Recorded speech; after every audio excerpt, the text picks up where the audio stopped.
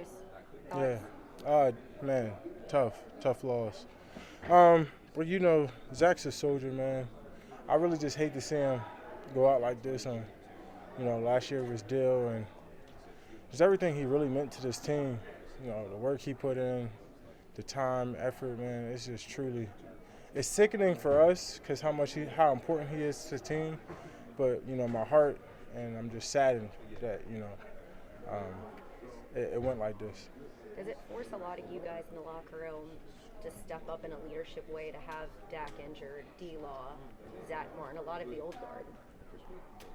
I would say yes and no, just because now I think the voices are different, and I think those is positive voices. When you kind of got some of the vets who are out, it kind of opens up the gateway for you to come in and say, it's kind of like our show now, and it was kind of heading towards that direction, but now it happened sooner than we thought, and I think everyone across between Osa, myself, CD embraced that.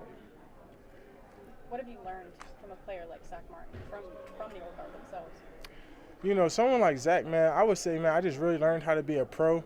I learned the consistency, his steps, man, how much he just taught me on just hands, how to kind of expose players, how smart he is at the line of scrimmage, how he could determine a move that I was doing versus how I was lined up, positioning, how you want to make everything look the same, your tracks, just, so much to the game. So, shout out to Zach, that's like one of my favorite players of all time, and I'm kind of sick. I never even got a jersey from him or Tyron.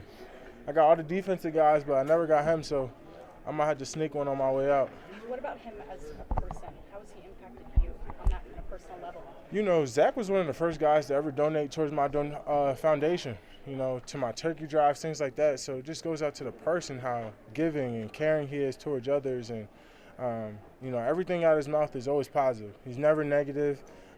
He's not a man of many words, but you kind of know you guys' attention if he kind of talks to you and things like that. So just how supportive and, he's a truly, great person.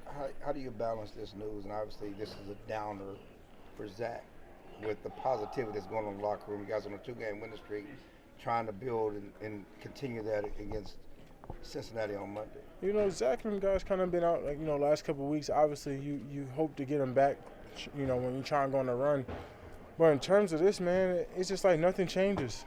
We got who we got. No one's going to change that. Let's just play ball, man. Let's just have fun.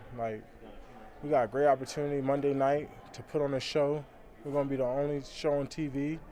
So, I'm looking forward to that, So, if you get a chance to play, that should give you, to me, in my mindset, and, guys should embrace this mindset, is you should want to go even harder. You're fighting for a spot next year. You're fighting for contracts. This should be the opportunity that you want, obviously you hate when guys go down, but it's time to go even harder. I would be oh, man, I'm in ultra drive, preparation, work, let me get better. I got a chance to really go make a name for myself. So, guys should really, embrace these challenges. I did embrace it my rookie year. No slip-ups, no hiccups. D-Law go down, you got to step up. Okay, let's do that. So, I would say, let's do that. Embrace this challenge, embrace this, because, we got 5 games. So, let's do this. You talk about embracing the challenge, just Joe Burrow and the season that he's having now, Brady is just how important is it going to be for you to get after him and make him uncomfortable? Oh, it's going to be extremely important. I got to do my job at an extremely high level. I got to be the best player on the field. If Joe Burrow, his record is opposite, he'll be the leading runner for MVP. You know what I'm saying? So I still think he should be the MVP. He's leading in passing yards, passing touchdowns. The year he's having, like Joe Burrow at LSU. I think this is what a healthy Joe Burrow looks like. So in terms of we got our hands tied on one of the best offenses in the NFL. And, we've been playing like a really good defense, but we got to prove that on Monday night. And this is going to be, I think, the greatest challenge of them all.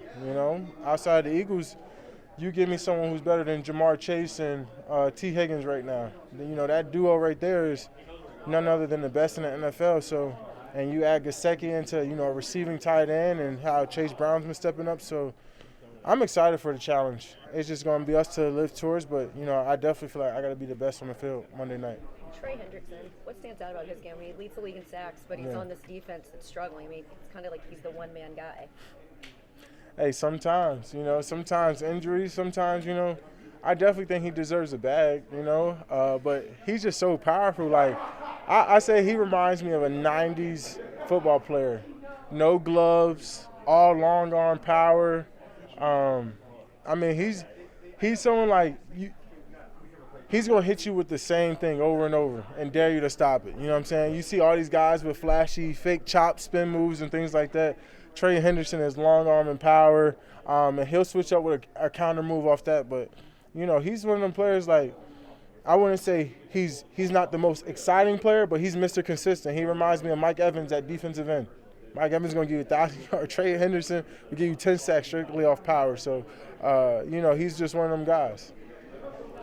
With the injury that Trevor Lawrence sustained, where do you stand on the whole quarterback sliding and where it's gone in the NFL? I just think the NFL should do a better job clearing up the gray area. If quarterback's acting like he's going out of bounds, he should be going out of bounds. That's where we should mark him at. If he's acting like he's going to slide, that's where we should mark him at. Because at that point, it's the contact issue. You see a lot of guys taking advantage and getting extra yards off that. And Mahomes won games off of that, So we can't act like these aren't, game-changing opportunities and plays that, they're extending drives on. So those are momentum changers. So they definitely have to clear up the gray area. Because, it's just a tough situation. He's seeing a quarterback running full speed. And, yes, he's trying to slow down. But, yeah, he could be trying to slow down and make a cut move. You just never know. There's so many mobile quarterbacks in the NFL right now.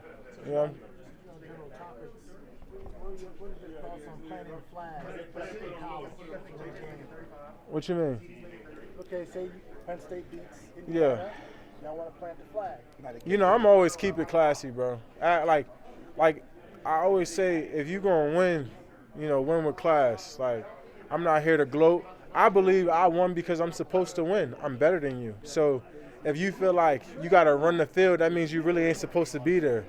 You feel me? So I know where I'm supposed to be. So in terms of how Michigan move and some of these other schools move, I get it. You want to make a statement, but at the end of the day, like, football's supposed to be about respect. Like, it's competitive, but it's respectable. And, it's like, imagine someone coming in your house and throw mud all on your floors. You're going to say, it's just a respect thing. Michigan didn't expect to win. They probably didn't, you know what I'm saying? They were 20.5 under. But I appreciate you. I appreciate them. We are. You know what I'm saying? So, we going straight to y'all should see us at Indy. We had the wrong week to have a Thursday game because I wish I was at Indy for the game. Did you go back and look at DeMarion's touchdown just to see it again? Yeah, I watched the replays that we posted. That was tough. He also. Part of it? I think the best part is him defeating the block. I think his ability was kind of always tipped, and once I knew he was on the field, no one's gonna catch him. But I think the fact that the bulldozer of him was like, I'm not gonna make a move. I'm gonna run through the dude, and that's probably the reason why he got the pick. If he would have tried to make somebody move, somebody miss, that ball could have went anywhere. But I think the best part about him is like, I'm always gonna run through somebody. Did you ever hold hands during the anthem? Probably. I think you did. Yeah. What's the deal? We close like that. Like, that's really like my dog. Like I was there for him. Like, I'm the one who told him where to go get his knee surgery. I'm the one kind of like was like, keep going. Like, when I would see him in here and he was doing his rehab, like, I was like always on top of him. Hey, how you doing? Like, man, I just always, I don't know. You kind of can tell when someone's a dude. So in terms of like, someone I'm close to on this team, I would definitely say he's a big part of like, the reason why I play so hard. Because when you got someone like him behind you, it's like special. Was there ever a moment in your rookie year on the practice field or anything where Zach stood out to you, where you just were like, I know who Zack Martin is, but man, you could really tell today by if there were ever anything, OTAs, minicamp, training camp, anything like that? Yeah, for sure. I tell the story all the time when Dan Quinn kind of like made me work my way up, and he started off. This one, Terrence Steele was probably second year. What was my rookie year? Terrence Steele's second year. And he had me go against Terrence and all these other guys who was on the team. And I kind of, I got the best of him. And he's like, all right, now go against Tyron. Tyron kind of, I was like, okay, this is Tyron Smith. And then, I went against Zach. And I was like, oh, this is Zack Martin. Like, you kind of, it was kind of like always like a learning and challenging moment when I went against those guys. And all it took me beat them one time, and I was like, oh, I got these guys. You know what I'm saying? So, but to get there, they all took me under their wing. Like, they all solid, but, it's kind of like art. They kind of put the pieces together, So Tyron taught me how to use a spin move. Lael taught me how to use my speed as a strength, not as a tool. He taught me how to set everything up. Like, they taught me how to play chess on the football field, so – that's always good. I got lucky. I always say that I got real lucky to have guys like that early in my career. Would you rather Zack Martin retire or play for a different team? Oh, man. Just speaking with Zach and just knowing Zach, I would definitely think he'll retire ever before he plays for anybody else. And that's what I mean. Like, this guy bleeds blue and white. Like, he's like literally the representation of the star. Consistency, effort, determination, greatness. So he would never play for another team. I just hope he got one more year left in the tank. Because, man, I know these injuries suck, but I was telling guys, bro, like, man, I want to finish the year strong, but, you want to play with those guys. You want to play with Dak on the field. You want to play with Zach on the field. Like, I want one more year with, D-Law, and I know the chances are slim, but I want one more year, like, running back with those guys because, I wouldn't say I took it for granted, but it's just like, damn. I didn't want it to end at the same time. You know what I'm saying? These 4 years went by fast, and it sucks how it went. Is a 3-game suspension too much for on that Lawrence hit? I don't know how they came up with the 3-game, but I don't know how warnings go or anything like that. If there was like a warning or if he had like prior, references to late hits or anything like that. I don't know his history, so I can't really. So that probably determines it, I guess history plays a part in it, and they want to make a lesson or, the league sometimes, they want to make statements on players. So it kind of is what it is. But nothing about what you see in that play makes you adjust anything about your game, does it? I mean, I just play the game the right way. You know what I mean? Like, I'm not late hitting nobody. I'm not trying to hurt nobody.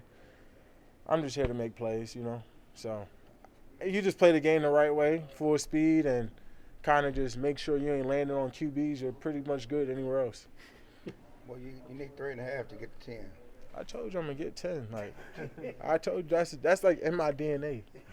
The question is if I get 17. That's what I'm talking about. Like, now you talking like a ballpark that I'm reaching for. Like, how can I get 2 a game to end the season off? Okay. You know what I'm saying? So you start the season with 10. I mean, 10 is like, it's like going to dinner on Friday night. Like, I think if you're talking about greatness and consistency, 10 should be like the bare minimum. You know what I mean? Like, you think about anyone great in the league not averaging 10. I mean, you talking about on your way up. 10's, if you get 10 and you play 10 years, that's 100 career. You might go to the Hall of Fame. Now, You and Overshown, did you sort of envision you guys being a tandem all the way back to when you guys drafted him? Heck yeah. At that point I was transitioning more to just defensive line, but, I told you, I think I might drop back and play with him next year. You just never know. Jump back. Yeah, just me and him. Rock the show. Not going to be right, on the line rushing the quarterback so you can get that 10. I had 10 off the ball before. It's not. You're trying to get to 17. You're trying to get to 22. Now 22. I gotta be on the line. But just 1 year with me and my dog, Can't take these years for granted, man. I can't. But I have to do it now because in 2 more years these knees ain't gonna hold up. You know what I'm saying? You got to get to 22 now because 2 more years, them knees not. No. You still prime, but as in running like that, in 2 more years it kind of sum up. But you can still get off the ball in 2 years. If I'm not getting off the ball, that's bad. That's bad. If you just played on the defensive line at Penn State, do you think you would have been drafted higher? I don't know. I don't like to look at it like that. Because it was like my access was that I could do everything. I was on the ball, off the ball, I could run. Like, that was kind of part of the portfolio. Like, the reason why they drafted me because I was a blitzing, I was a pressure guy. You know what I mean? So the more you can do, the more you can play, you know? But there's a thought process that people really didn't know that you were this good as a rusher, and which is why you may have been drafted higher. You wouldn't have failed at 11. In high school, my freshman year, I had 19 sacks. Still, some people didn't know. I mean, bro, that was already like, I mean, bro, even some of these best high school kids ain't even putting up 15-plus sacks in high school. So you talking about a guy I consistently put up 10-plus sacks throughout high school, like. But you know you should never have fallen to 12. Huh? You should have never fallen to 12. If I they mean, knew you was there, yeah, Right. That's what we're You're saying. gone by the time. you know, Michael Irvin says you land upon a star, you know? So everything happens for a reason. So it doesn't matter where I fell, how the draft went. I knew where I wanted to be, and I landed here. So that's all that matters, right? You know what I mean? I could have, you know. All right. All right, Thanks, Micah. Thank you. Thanks, Mike.